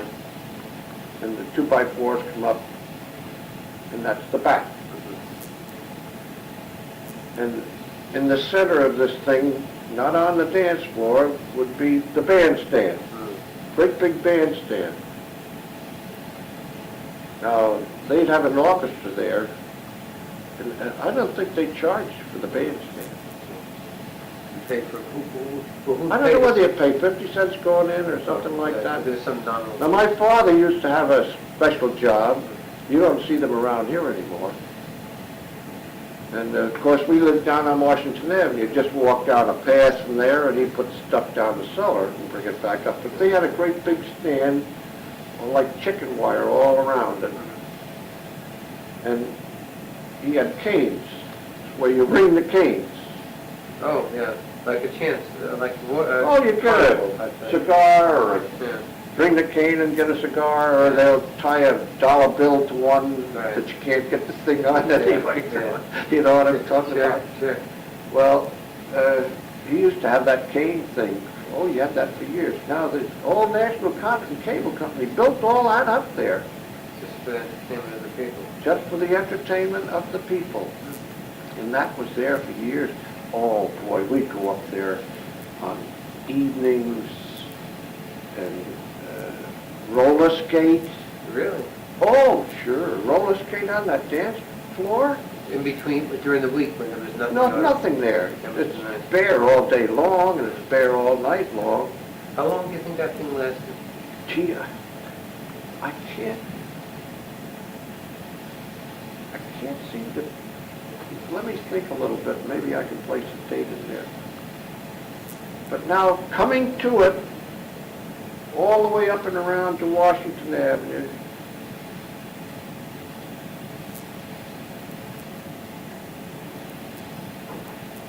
now they had electric lights, not many, but a couple of lights strung that they'd string in specially, like over the bandstand, not exactly all over the dance pavilion.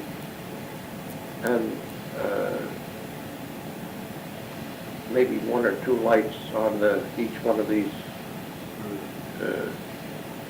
places where you could get the food and stuff. But on the paths coming up from Warburton Avenue, leading over along towards the aqueduct there till you got to Washington Avenue. Right. They had these like great big frying pans. They're a tank affair. Did you ever see them? And they come down and they're full of kerosene with a wick. No, I haven't seen it. They'd have them like on a tree here and one there and one all the way along. It made it kind of pretty. So electricity was in by this time? Yeah. When do you remember electricity first coming in? I'm just trying to, gee, I don't know. Was there any there when you were a kid? Huh? Was there any electricity when you were a child, do you remember? No. Was it very exciting when it first came through? Did you realize how important it would be? Did you have any idea about it at all? Well, we had the first electricity on Washington Avenue because my brother-in-law was going with my sister. He was an electrical man from New York. And we got permission from the landlord to put in the fixtures and the lights. We had the first lights. Which street, which house was this in? 54 Washington Avenue. That's So Roots. Root owns it now. Right. So this was... It used to be... You must be about 15 years old about that time, I guess. Well, let me see. Get about there. So it'd be about 1920, 15, I'm 1920. just trying to figure.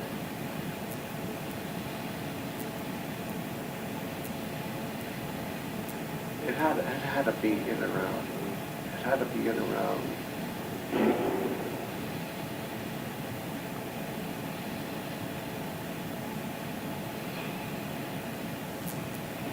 I would almost guess around 1912 to 15, 1912 to 15.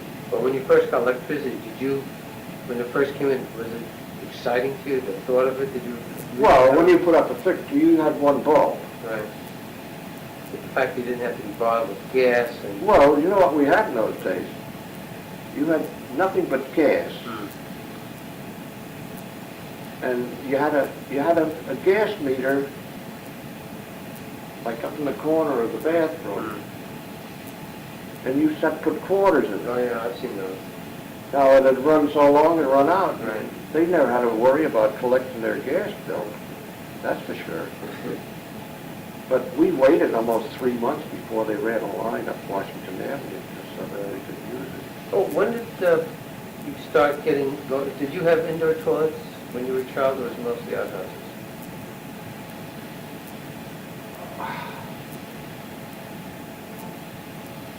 Now, down where we were renting the one room or so where I was born,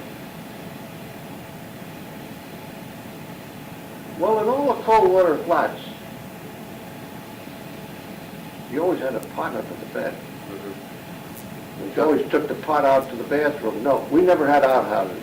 I never was. Indoor plumbing. It was all indoor. But there were a lot of houses in Hastings that did have outhouses. Oh, that's for sure. That's for sure. You always. There used to be stories in the paper where somebody would come home and he had plastered or something and fall down in Really? the outhouse. Every once in a while you get a little bit of news on that. But you would ask me a question before about a date. The electricity? Well, we came to the Right. conclusion that I would imagine that the stores and what have you probably had electricity back in around 1900. But Because getting the it, trolley car was run by electricity.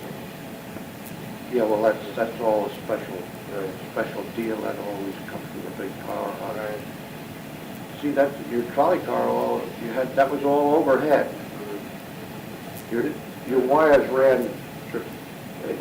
You can visualize 5,000 people coming in. They used to have special trolley cars out.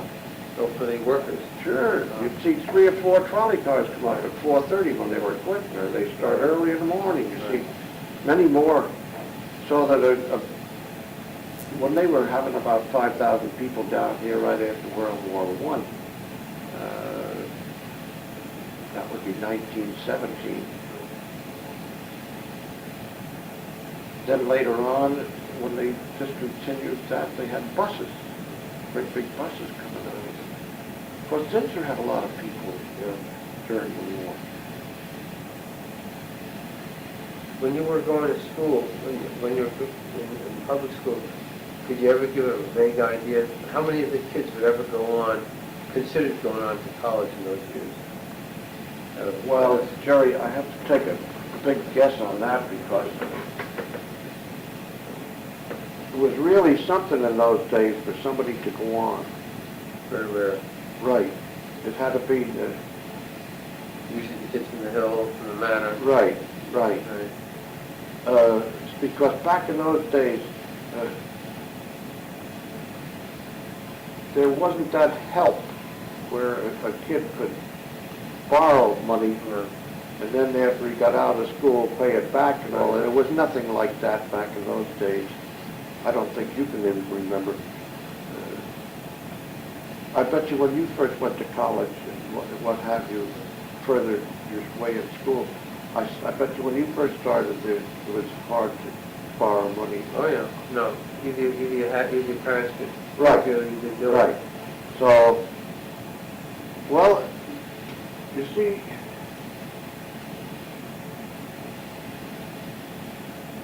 money wasn't that plentiful, but you got a lot for your money. Yeah.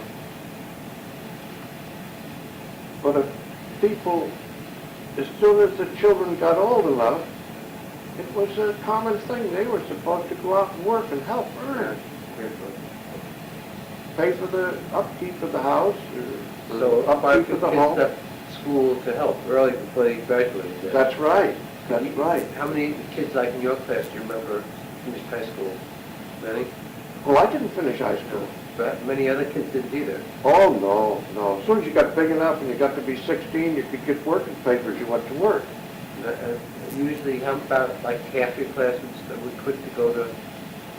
Oh, I'd put it this way. Back when I got out, see,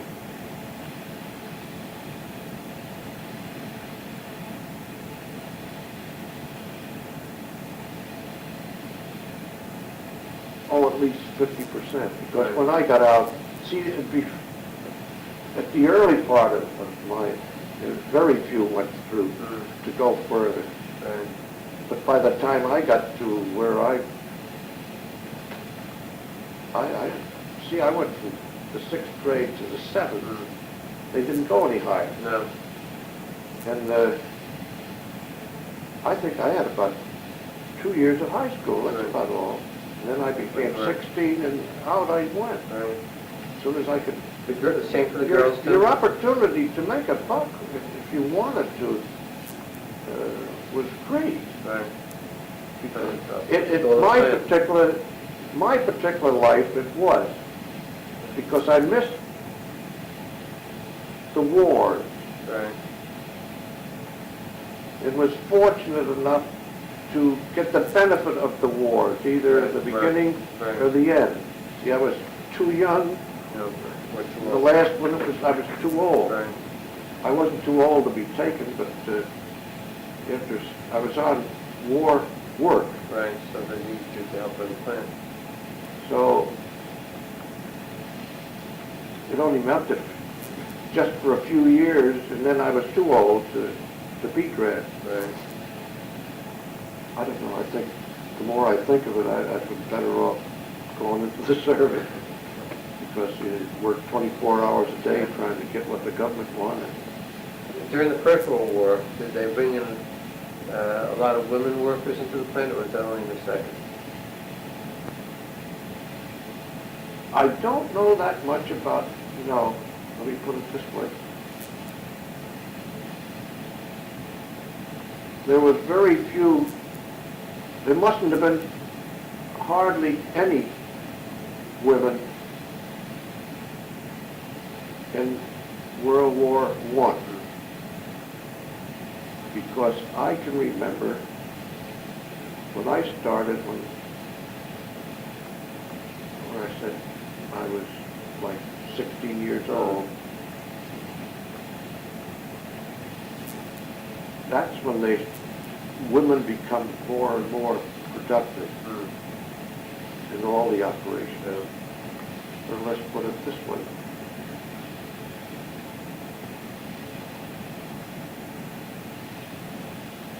No, Jerry, it had to start. It had to start during World War I. Because I can remember at the National Cable Company when I started, there were women working there then. And they had to wear like a uniform, like blousy pants. There was no skirts and fairly blousy cover-up skirt.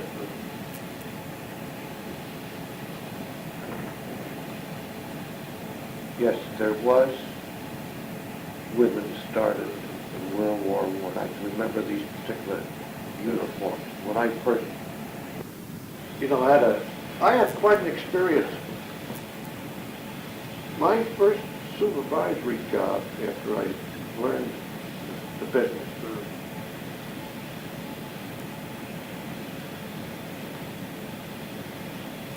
was to take over the weatherproof department. That was in 1931 or so. It was a hard time. Yeah. Well, that's when they sent me out west to Sycamore to learn the business and come back here and substitute what they had here completely. And before I was over with that, it entailed several hundred, 300 women.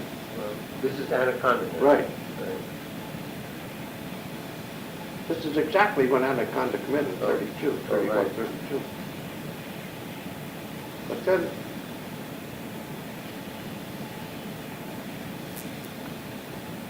right after that, when World War II came in,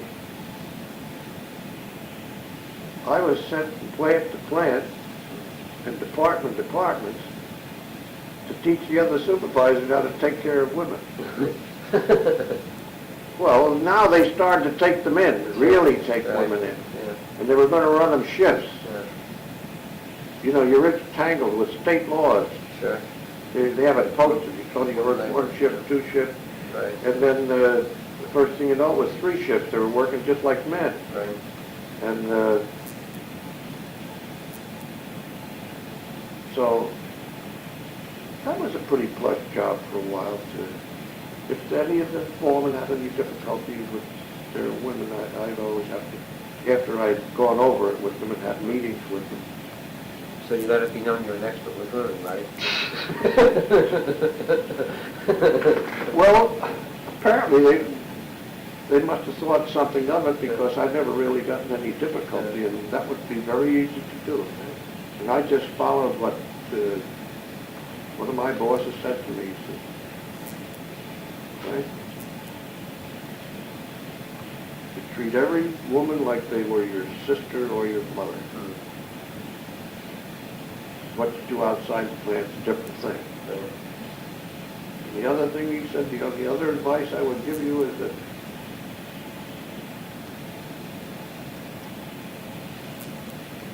you tell a woman what to do.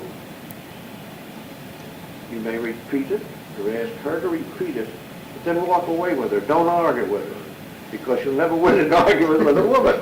And I found out that it paid dividends, Yeah. because you know how it is, living with one woman. Yeah. So when you have a whole pile of them, Yeah. you have to take it off a lot.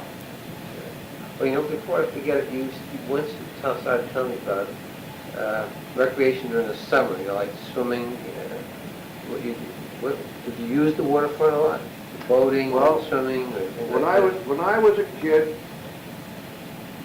I wasn't allowed to go to the Hudson River. Why? Well, my parents didn't think that, they thought it was too dangerous, not because of dirtiness or anything else. And we used to take and walk or ride our bicycle over to the Sawmill River. And they had a place over there they used to call the Tea House, right, almost next to the train station. Yeah, Frischman's?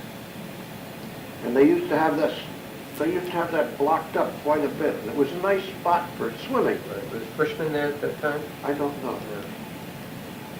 But anyway, later on, of course, my mother loved to swim.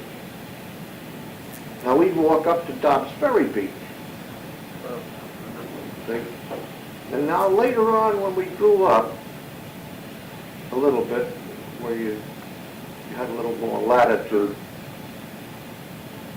I can remember going down off the public dock. There was a lot of boys. Hardly ever saw girls down there swimming off the public dock, but then it was pretty deep in those days. You know, these boats used to come right in. And another place they used to swim, I can remember, I'll never forget as long as I live, down in Zinzer's. What they used to do down at Zinzer's is where they used to put the raw sewage, the garbage. That's all filled in. right. And they'd like drive planks down or bring in a barge and sink it, and then they'd fill up to that. Then they'd fill up to that. So I'll never forget this one day. We're down. I'm not supposed to be there to begin with, but we're down there swimming, and you can practically wade in at that particular point. And of course, the so-called dock for the part of the boat is here, and there's a couple of piles that they drive in to hold them in. So we're in there swimming around, and Joe Rioli, I guess he's still alive, the real estate man. Pete's father. Yeah. Well, Joe come down. Oh, Frank, how is it? How deep is it? I lay down on my back and stick up my finger like this. Jesus. And he gets up on the pile and he dives in. He gets stuck up to here. We had to pull him out. Yeah, but it couldn't have been no laughing matter. We were only kids and we didn't think. Yeah. But that's all broken bottles and everything else, you know, thrown in there. But back in those days, boating, motor boating. Gee, Tower Ridge was going strong. All the boat houses along here. The river was always filled with the proper time, season for sailboat racing. And I would say it's beautiful, but the water was awful dirty. You jump off the public dock, and that's where our big sewer pipe come right through it. There you had all that Waste. pure goldfish running up and down you, swimming around, you know? Kid, you don't think anything of it. Terrific. Fishing was good. Yeah.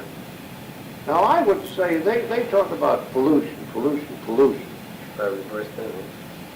I've been, haven't been down near the river that often, but I'd say in this latter years that, and the fishing's become a lot better. Crabbing used to be great. Eels, tommy cods, bass. During season, the catfish, perch. Used to get some beautiful fish in the Hudson. I understand that some of that stuff's running now. Yeah, some of that best. But then you had, what is that codfish? What is that that comes up? Shad. Shad, Yeah. shad. Well, your industrial fishermen used to come up and set up alongside sure. there, right between Robinson's and Anaconda. Right. Well, you had that one man pop. Yeah, Pops, Right. P-O-P-P-S. But most all the nets were across the river. They take their fishing boat, put in their so-called fishing posts, Right, because they and then didn't put up bite. their nets Yeah. across the river. Did you have when you were a little boy, did you have a gang of kids that you hang out with most of the time, or little boys, remember? Well,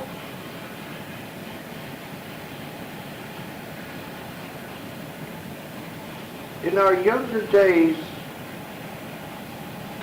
we'd have the boys from the avenue, Mm-hmm. and you always had a baseball team, Mm-hmm. and you were forever playing the boys from Maple Avenue. There was a lot of this particular stuff in those days.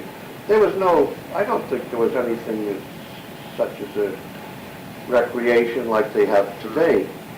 So you made it yourself. No Boy Scouts or anything like that? There must have been Boy Scouts, as far as I can remember. I never got to that Right. angle of joining. I was too busy. Between working in the stores, between getting firewood, between bringing lunches, Right. I was always making a buck, you know? Sure. But,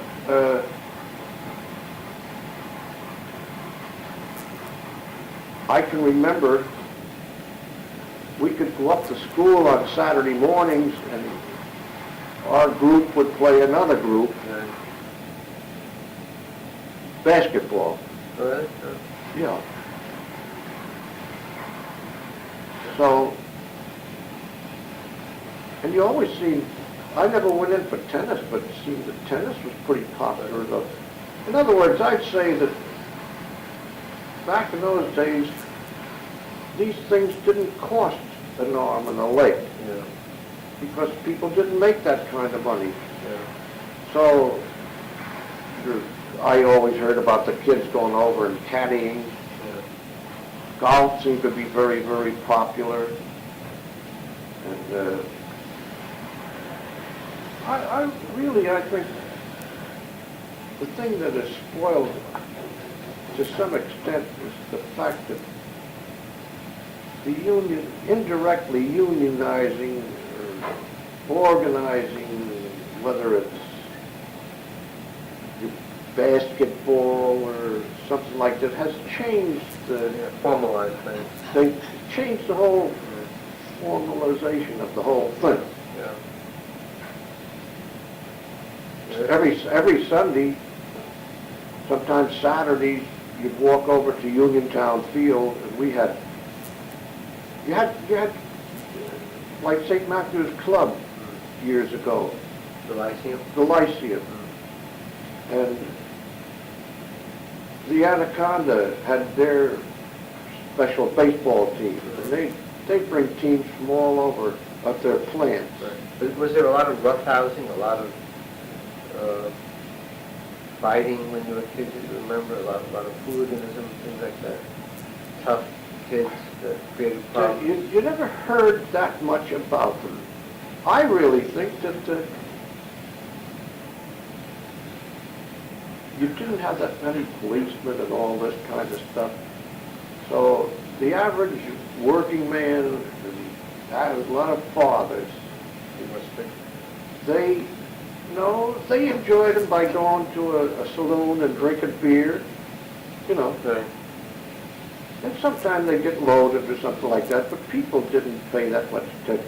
One thing maybe I was too young or something, I never heard about dope. I never heard about that that we have today. But None of the organizations, the million and one organizations that we have today didn't exist then. Well, you had different organizations. More social organizations. Right. Mostly all social. Yeah, that's right. And actually, they weren't organizations like you have one here and you have one in Dobbsbury, Right. the same organization. They just seemed to be individual organizations within the towns. And in the winter, did you go ice skating at all? Oh, yeah. Ice skating was great. Where? Well, I used to skate down under the bridge. Oh, in Sugar Pond? And that's called a sugar pond now. Yeah. Duck Pond. They call it so many different names. Yeah, well, sugar pond is what I call it. They didn't, and we used to be able to skate up at Sheckler's, and that's where they had like the chicken farm, up where the ball field is. Right. Sheckler's Farm. Now these were for free, and we used to go up to the three islands, Right. up to the three islands. Right.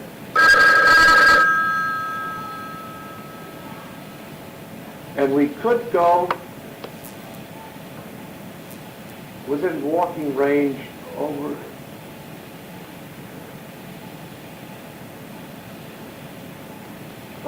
towards, there was a couple of sections in the sawmill Ice skating. for ice skating. Right. But then in latter years, when you grew up and you had a car, Tarrytown Lakes,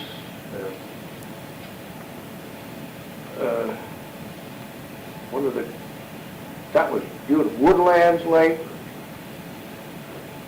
was great for skating. They had poles set up with lanterns on it. You could Oh, yeah. get yourself a hot cup of cocoa or something. I mean, this is young people. Yeah. And at Cortlandt Park, that used to be something. Did you go in the city much at all, other than a place like that? As a child? Didn't travel that much, yeah. Well, one of the big things in my life was a couple of times a year, my father would take me to the Yankee. I seen Ruth and most all the old timers play, but as a young boy, that was utopia to in what it cost 5 or 10 cents to go down by the subway or something like that. And my father used to have a beer or so, and he'd buy me a bag of peanuts, and I thought I was king. Yeah. But every once in a while, of course that had to be later on. But this is still in the younger days. We went to Yonkers an awful lot because you had some show houses down there. You know, they'd have cereals. Yeah. And I think you got in for about 15 cents. That was interesting. And then a little later on, they had some plays and what have you. You never wanted for recreation, and there was never anything talked about whether it's X-rated or so on. And as a matter of fact, I don't think your minds ran that way in those days. Yeah. I have no doubt that I don't think there's been any change as far as how people lived and what they've done, but they didn't talk so much about it. You didn't read about it in the paper. Yeah. That's sensational. Right. They make a big deal of the whole thing today. Well, today it's nothing. You sort of wonder. I personally think that the children have a little tougher road to hoe today than we did back in those days. Everybody was friends of everybody. Yeah. Well, it was a much smaller community, too. Right. It was a more tight-knit group also, wasn't it? It had to be. It had to be because you were always participating in churches. Yeah. You were participating in the firehouse there. You catch? Yeah. And there weren't that many people. They're going to have a parade. They had a parade. Had some tremendous parades back in those days. And there was no doubt about it. I think we had quite a line.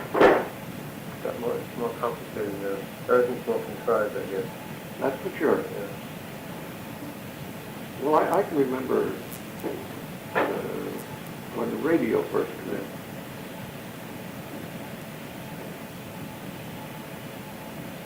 It was the big Dempsey something fight, and we lived in the 54 Wash